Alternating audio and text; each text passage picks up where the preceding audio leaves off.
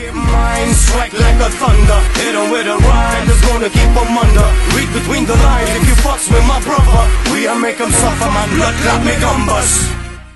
Ever since Battle of Gods movie came out, Dragon Ball stepped into a new chapter. A new adventure started for Goku and his friends to continue on their journey. Dragon Ball Battle of Gods was the journey of Goku to reach the level of gods after basically being proclaimed as the strongest mortal alive, but of course there is always going to be a little bit of mystery. That was something to move forward the characters and the show itself. It was the time that Goku became a god and fought against a god. But not like you would think, Goku did not end up as the strongest or as the winner. But still, we got introduced to many different levels of gods and how they work, especially in terms of power. Previously, versus Beerus has now been surpassed by Goku managing to go even higher as Super Saiyan God Super Saiyan, or later on changed it as Super Saiyan Blue. Goku is still mortal by any means, but now he has possessed god power, and that is why I'm referring to him as a god instead of just mortal. But this case was slowly being written off by the show, who started the new series ever since GT ended. And they played those two arcs first before moving on. We got introduced to the universes in Dragon Ball and how the possibilities are almost infinite. It was a very nice move to understand that the level of God can be reached by a mortal too. It wasn't really wrong, but it could have been done much better. But the main point is that the level that Goku had reached, very smart to move the show even more forward. The show decided to have a tournament between Universe 6 and Universe 7 to once again show how powerful a mortal can be. But this time the antagonist would be hit. Once again, the show moved forward with making Goku even stronger and giving him even more feats, as he is now able to put Kaioken in top of Super Saiyan Blue. He is getting stronger and stronger.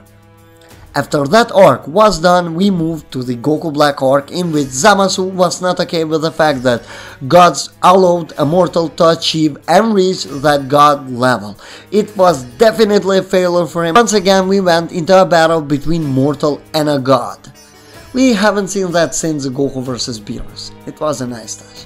But I mentioned it earlier that the ability to fight, the power level differ from one another also in gods, and that was for a reason. Zamasu was not strong enough to deal with that, so he resorted into taking Goku's body in order to progress with his plan, which ended in failure because instead of him moving forward, he tries to work backwards, which resulted on a huge failure.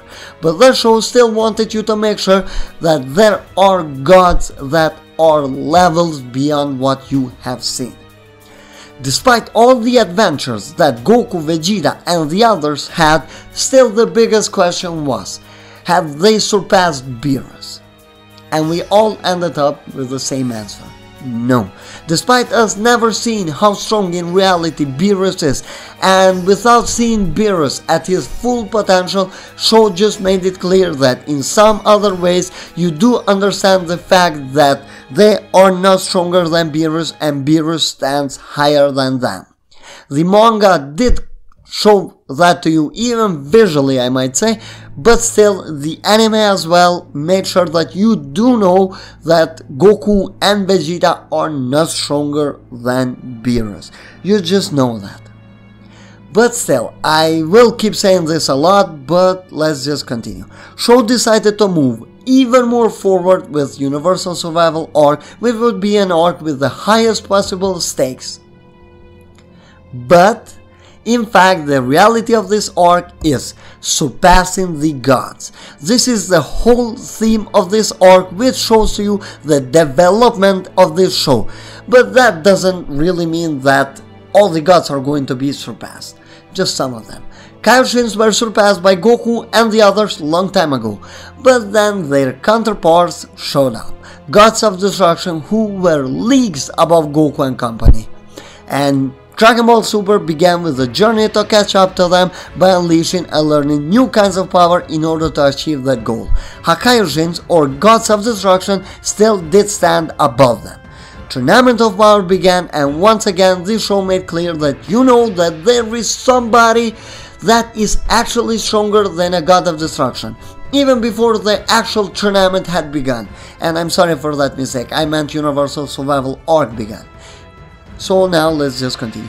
Only way later on to learn that person would be Jiren from Universe 11. Somebody who has surpassed his own god of destruction. And this is where everything began. Goku and the others have to deal with somebody that, as I said before, we all were aware of the fact that Goku was not stronger than Beerus or probably any god of destruction, because it's just normal to think that these gods differ in power from one another. As the story did progress in tournament, Goku and the mortals stronger than a god of destruction had to face each other. And the first part of the battle truly tells you that it didn't matter in reality how much Goku went through facing Hit, Zamasu who had taken his body, and Immortal Zamas, then Fused Zamas. Training a lot and learning new things, Goku was not even a tiny bit close to reach that level. But it was time for something new. Goku goes for his trump card, which failed miserably. But can we really call it a failure? Thanks to what happened, Goku found a new power that even the gods fear.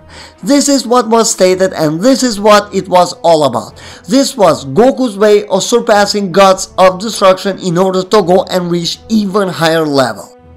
And this is why this show is so focused on Goku at the moment. It is built all for him to surpass the level of Hakaishin in order to move further beyond.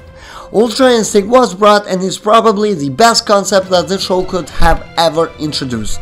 Not only that, it made Goku way stronger, the feats within the form are insane, as body being able to move on its own without Goku having to think and waste even that little tiny time. The concept within the form is amazing. But this was not going to come that easy. Despite Goku achieving this new level of power that it's going to go beyond the gods, he has to work for it. He has just unlocked it, but now he has actually to learn it and use it at its full potential. They had to give Goku a drawback, something to really slow Goku's progress down and actually develop it even more. They decided to give Goku the defensive part, and now it was time for him to unlock the offensive part of Ultra Instinct in order to complete this and also complete the transition of him becoming stronger than a god of destruction.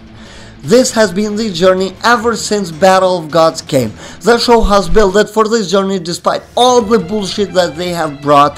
They still did stick to the right material, developing the story very well and giving you hints all over the place. It's meant to be the form that surpasses the gods of destruction, but Goku's adventure most likely is not going to end there, because the show has already mentioned something that is really huge, and that is the fact that on the Omniverse there are other strong fighters with Danshin Khan leading them. It was said that he was first on the top 5, then the strongest, but still, those are manga and the anime, still they link with each other at the end of the day, so you can clearly see that they are building for the next stage. We don't know what that stage is, but all we know that they are building for it. Akira Toriyama had mentioned that he had to finish Dragon Ball manga, or the Dragon Ball Z as known in the anime, because Goku became the strongest and there was nobody to challenge him.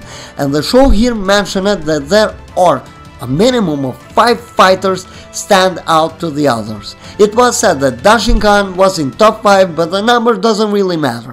What matters is that there are many challenges ahead for Goku and company that there are for us to enjoy. And if you ask me, I would say that this is just the beginning of Goku's journey into becoming the strongest on the Omniverse. And I am not counting Zenos because they are not fighters and you clearly cannot really surpass them. We are talking here only about the fighting perspective. Dragon Ball Super has a long way to go, so stay tuned because many other big challenges are coming. Anyway, I hope you guys enjoyed it. Please leave a like if you did, comment your thoughts down below, and also subscribe with notifications enabled so you don't miss out in any further content. Have a great time, guys.